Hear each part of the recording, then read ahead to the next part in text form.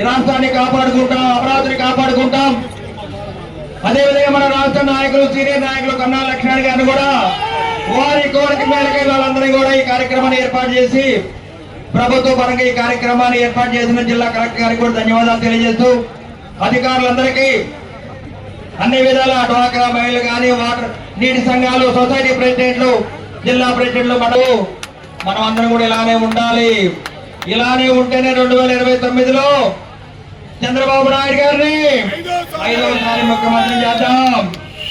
మళ్ళీ ఎంపీ గారిని 3వసారి గెలిపించాలి. హ్యాట్రిక్ ఏమంటారు?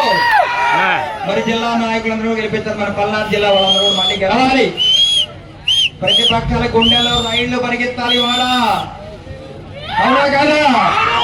వైసీపీ నాయకులు కానీ, మాజీ ఎమ్మెల్యే గోపిరెడ్డి శ్రీనివాస్ రెడ్డి కూడా మేము ఒకటే చెప్తా ఉన్నాం, ఉమ్మడి కూటమి దెబ్బగా తట్టుకోలేరు, మీరు పక్కకి వెళ్ళమని చెప్తా ఉన్నాం. అదే నిరూపిస్తాం. మా యువ నాయకులు, మా అక్క జిల్లాలో, మా శక్తి మహిళలు, వీర మహిళలందరూ కూడా నిరూపించారు.